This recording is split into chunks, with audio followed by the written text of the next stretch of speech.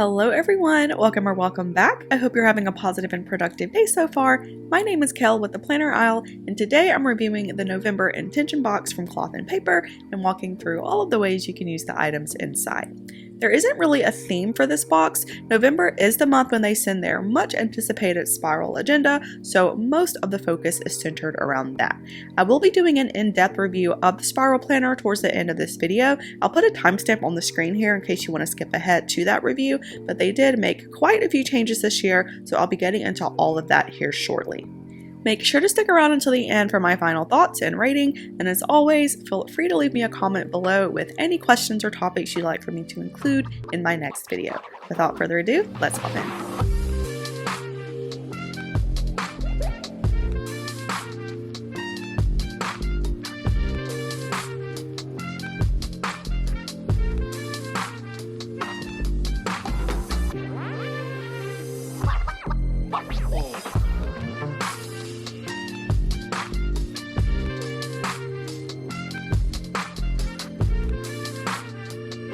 So first we have our What's Inside card that details what's in the box, and then we have the January calendar, which features the new design for next year. As a reminder, this year they gave us these pop-up calendars. Just glancing at this one, it's already a big improvement in my opinion. You have your calendar at the top, but this portion where your month and year are on this sort of raised design that mimics torn paper. Your calendar is a Sunday start, and then at the bottom you have 5 lines to write important dates. The card itself is a really nice size, and it's printed on very heavily textured cardstock. I really like this card. It's similar in style to the calendar cards that come in the Infinite Lotus Deluxe box. I also don't mind the raised portion at the top here. I didn't really know what to think of it in the sneak peeks I saw, but now that I'm holding it, it doesn't look as bizarre as I thought it would. I think because the card itself is fairly minimal, the design and overall texture really adds that little something extra without looking overbearing. I also like that you have lines here to write important dates or deadlines. If you use this in your planner, it's a great way to quickly see what you may have coming up without having to physically flip to a page in your agenda. I'm using the one from Infinite Lotus in my main agenda, so I'll likely end up using this one in my business planner, but I'm so glad that they're doing away with the pop-up calendars. It was a neat idea, but nearly everyone that I know cut them down to use them as a card as opposed to having it be a calendar that sits on your desk. This one is way more practical and still has a little design that makes it interesting. Such a great change for next year. Next, we have the reflection card for November. This month, the text across the front says gifted in all caps, and the question prompt asks, is the value of a gift found in what's given or in the intention behind it? We'll probably get one more of these for December, and then I hope to never see these again. I found uses for about half of them, but even that was a stretch. This card in particular, or really any of the cards, would make perfect stocking stuffers or little gifts, so if you haven't found uses for yours, you can always throw them in gift bags for holiday presents. I'm curious to see what direction they go with journaling cards next year. Hopefully they start including different ones each month like they did in prior years. Speaking of journaling cards, the next item they included is the Memento journaling card. This is a really unique little card that mimics a gift tag or a garment tag. This is a duo card. You have a clear flexi plastic layer that says Memento on the front with cloth and paper at the bottom. Over top, a textured cardstock that has the definition of Memento in the top left, 2 paragraphs about mementos on the right, and clothandpaper.com on the bottom left. This is such a cute little card. I love this sort of slide style and the fact that it has this little string here at the top. It makes it really easy to use on gift bags or other bags in your office or backpacks or something. You can also use it as a regular journaling card in your agenda or just have it as a decorative element on maybe your bookshelf or a desk or something. I would love to use this on a gift bag, maybe put a nice little note on the back, but I really like this card and I want to keep it for myself. Cloth and Paper rarely sells their journaling cards separately, but if they do decide to sell these, I'll definitely buy a few and use them when I'm gifting. It's just different from any other card that I've seen, and as most of y'all know by now, I'm a sucker for journaling cards. I do hope that they continue to include these each month. They're such great additions to your planners and makes it easy to add decor and flavor to your agenda while still maintaining its functionality. Next, we have this puffer pouch. This is a brown, really soft vegan suede bag. It has squared stitching on both sides with silver hardware and the Cloth and Paper logo at the bottom center and a shinier brown thread. So this is the third puffer pouch that they've sent, the first being back in April and then the second from last month's box. These bags in terms of size and durability are fantastic. They can hold a full A5 size agenda, even a thick one. I'm still using the olive one to hold my Vanderspec Manager with 35mm rings, and there's still space to spare. They also fully zip, which is a big upgrade from the typical drawstring desk bags that they've sent a lot this year as well. Unlike the first two, this one comes in this suede material, which feels really nice and soft to the touch. The color is solid brown, very similar to soil or like Crayola brown. They were definitely going for a neutral sort of earthy feel with this color, and while it's definitely earthy, it may feel a little too on the nose for some people. Brown is one of my favorite accent colors, but with this bag being all brown, I think I would have liked it better if it was either a shade lighter or a shade darker. Because it's a very common brown, I think it may come off as a little dull to some people, but that will strictly come down to personal preference and color preferences. Overall, I think it's a fantastic bag that a lot of people are going to love and get a lot of good use out of. I will use this pouch, I'm just not sure how quite yet. I may use it to hold extra inserts, or it may live in my car to hold my travel accessories like sanitizer, lint rollers, and Kleenex and things. The holidays are right around the corner as well, and this would make a great gift for the stationery lover in your life, or really anyone who could benefit from a nice storage pouch. Next, we have 3 sets of Luxe page flags. These are transparent and they come with a different stone pattern or design on each. I love page flags. They really come in handy when you're planning and you need to mark your page or spot on your page really quickly. The great thing about these is that they have a decorative element to them, but it's still subtle. Most page flags come in a ton of colors, but you don't find as many that have a design on them, so it's nice to see these pop up in these boxes every now and then. It's also great that they're transparent. They hold up so much better over time compared to their paper counterparts, and they don't add too much thickness to your agenda, especially if you use a lot of them. As with all transparent page flags and stickies, you do have to be careful what type of pen or marker you use so your ink doesn't smear, but these will look so nice on your page or really anywhere that you need to mark your spot.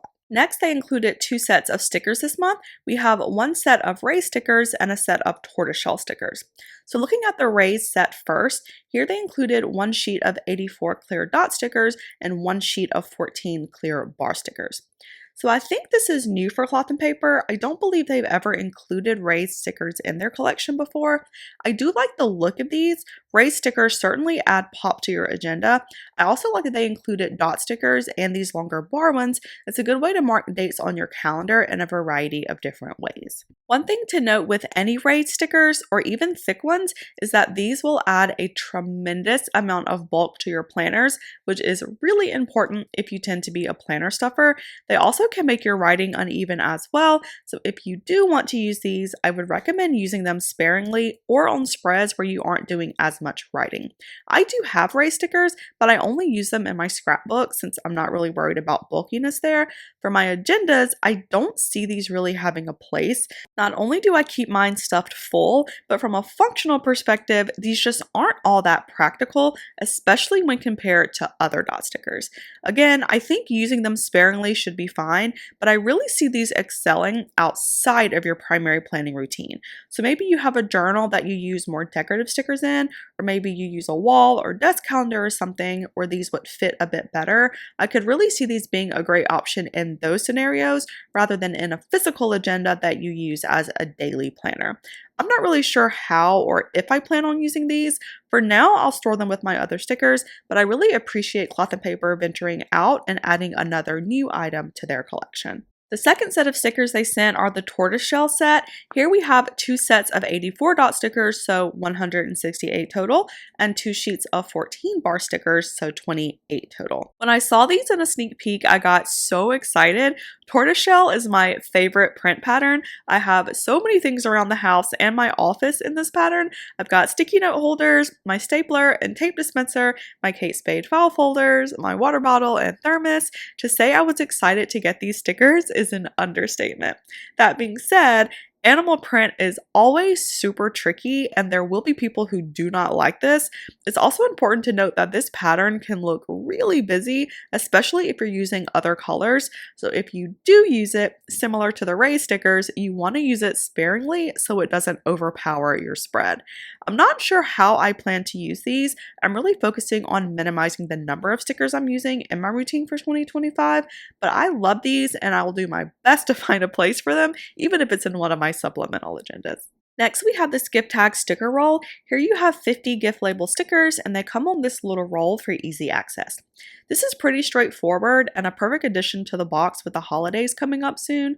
I like the simplicity of the labels. It makes it perfect to use for all kinds of gifting, even formal occasions like for a work colleague or a distant relative. Each sticker has a space for to and from, with "this present is for you" in French and a raised text at the bottom. I also really like the fact that they're stickers, so you can attach it to anything, even things that aren't gift wrap. I do wish they had a different box that this came in, one that's a little more durable. This one is very flimsy, it's already starting to tear, but technically you can use these labels without the box, so it's not entirely necessary. From a practical perspective, I think these are great. They're useful, versatile, and simple enough that anyone can use them no matter your style or design preference. They also give you 50, which for most people should last a fairly long time. Another good addition to the box and perfect for the month of November. So next we have the highlight of this box, and that is the 2025 Spiral Planner. So they made several changes to this planner this year on the outside and the inside. So looking at the outside, they got rid of the squared spine and now it just has the standard coil. I know a lot of people didn't like the spine, mainly because you couldn't fold the agenda back on itself, but I actually kind of liked it. It always looked nice on my shelf, and the square design just looked really chic and different compared to standard spiral planners. I was clearly in the minority though, so I understand why they decided to revert to the standard spiral, which is what you have here. The coils this year are silver, and then you have a thick matte cover with 2025 in brackets and a white bold font and a clear matte back as well. I'm glad that they decided to stick with the matte finish instead of the glass plastic they used to use in recent years. This is so much more durable and you don't have to worry as much about scratches or fingerprints. One thing I noticed off the bat is I'm seeing quite a bit of warping on mine. I'm not sure if maybe just mine was damaged or if others are experiencing the same thing, but you can see warping at the top and the back cover and back page as well. I'm hoping that it's just mine and they didn't send out several like this, but let me know in the comments if you're having the same issue with yours. So opening this up, you have your welcome page in this soft gray color. In the left-hand column, you have text on living each day with gratitude and the importance of recognizing your potential. And then in the right-hand column, you have several paragraphs that dive a bit deeper into those areas with information on the planner at the bottom. I'm not going to read through all of this, but feel free to pause the screen and read through it if you'd like. Flipping over, you have your contact page, then your year at a glance, and on the back, you have a list of holidays and other observances and a conversion chart at the bottom. Next, you have one lined note page, and then you move into your calendar and scheduling section.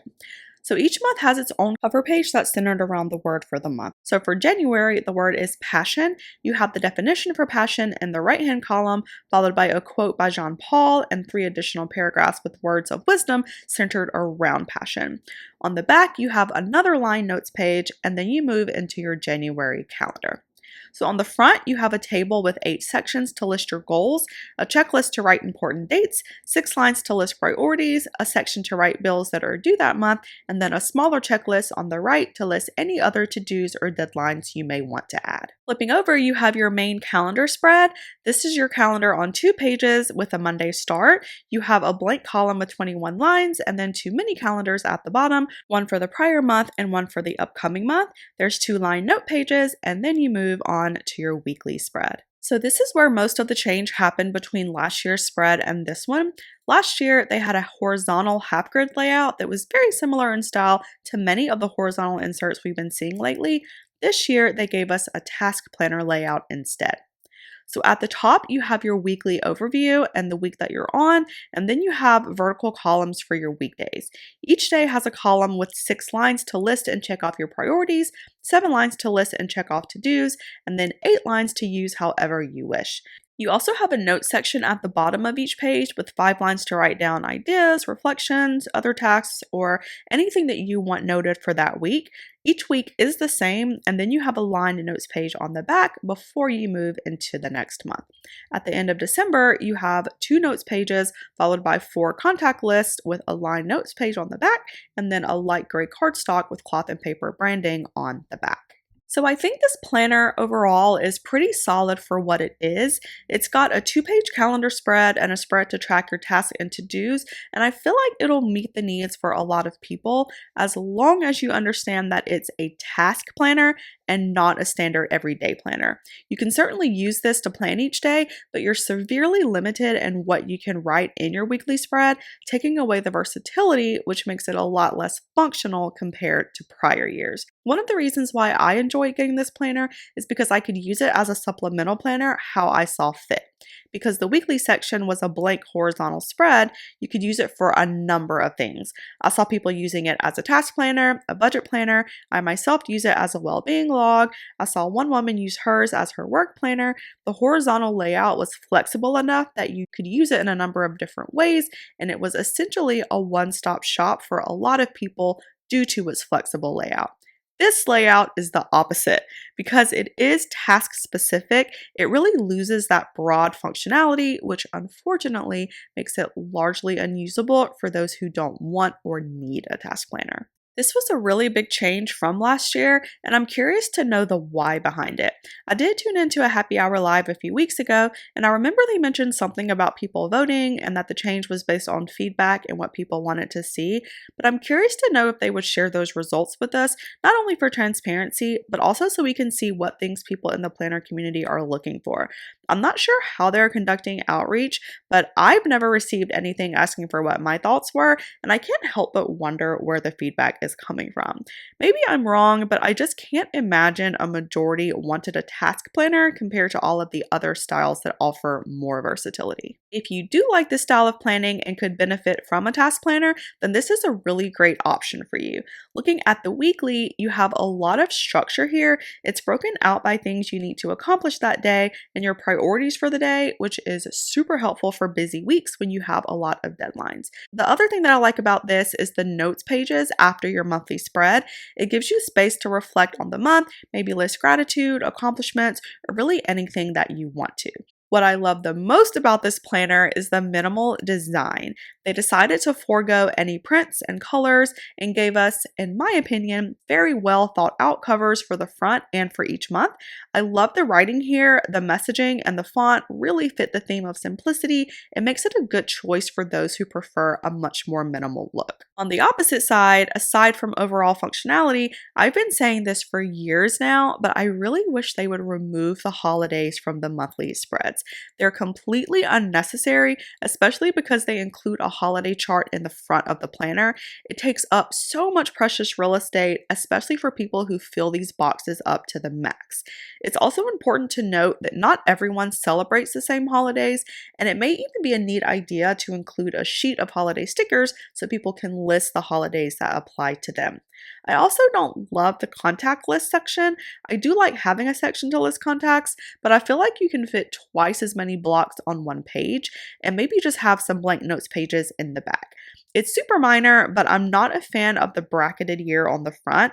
That's just my style personally. I know a lot of people love this. All in all, I did have high hopes for this agenda because I have used it in prior years, and I love that they send us a ready-to-go planner each year. Unfortunately, for my purposes, they took away the part that made it functional for me, so I will not be using their spiral planner this year.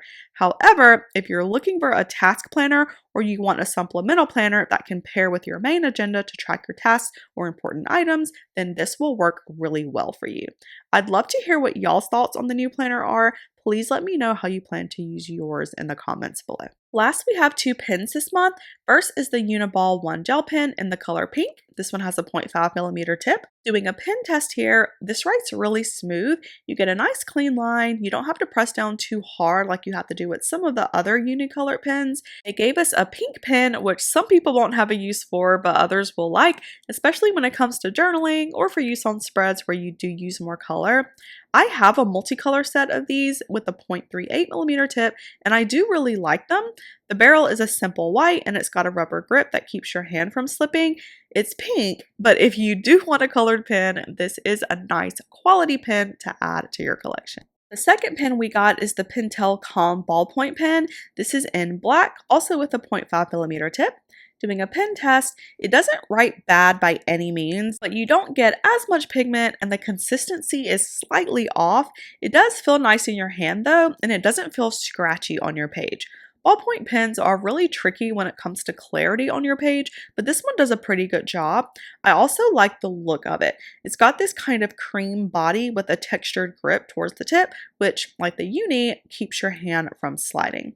I don't have that many ballpoint pens. I always end up having issues with them, but as far as ballpoint pens go, this one is really nice. I feel like we don't get a lot of ballpoints, so I'm glad that they included this one in the box. And that wraps up the November intention box from Cloth and Paper. So overall, this was a pretty good box. There wasn't really a theme this month since the primary focus of this box is unveiling the new spiral planner and a sneak at what designs next year has in store. Nearly all the products they sent you can use with the spiral planner should you want to, and we got some items for gifting that are always great to get this time of year. My favorite item this month is the tortoiseshell sticker set. I have an addiction to tortoiseshell and actively go out of my way to find accessories in this pattern. I also really love the Memento journaling card. It's such a unique play on a journaling card and something you don't see all that often. My least favorite item this month is the spiral planner. It's a solid planner for sure, and a lot of folks will get good use out of it, but for me, the task planner layout limits the purpose that I use this planner for, making it unusable for me. I'm a little bummed that this is the direction they went with the layout this year, but this is likely the perfect setup for a lot of people, especially if you're in a task-heavy role and you need a place to list and check off what's coming up so important dates and deadlines don't get missed. I can also see this working really well for students or people who work in project management. I mentioned this earlier, but I'm really interested to see how y'all plan to use yours, so please let me know down below. All in all, I'm rating this box a 7.5 out of 10. We did get some really practical items like the page flags, the pouch, and the sticker roll. I also love that they updated the style of the calendar to something much more functional. We also got more specialty items like the sticker sets, which I think people will like. My biggest issue with this box was the task planner. Although they sent us a ready-to-go planner, the limitations of the layout really hinders its usefulness, so definitely not a fan. We have one more box for December, so I hope that they close out the year strong. This is the 7th box of the new subscription, and I'm on the fence right now on how I feel about the changes they made. I'm thinking about filming a video going through my thoughts now that we're towards the end of the year and what I hope to see next year, but let me know if that's something that you guys would be interested in seeing. Getting back to November though, I think it was a solid box, especially if you're in the market for a task planner. You'll definitely get good use out of this one. And that is it, you guys. I hope that you enjoyed this video. If you do want to see more planning and organizational content, please hit that like button and subscribe. You would help my channel out a lot. I have so many videos coming, including 3 planner setups and part 2 of my beginner planner series, so make sure to hit the notification bell so you don't miss out. Also, don't forget to follow me over on Instagram for more planner tips and inspo, sending positive vibes your way. Until next time, have a wonderful rest of your day.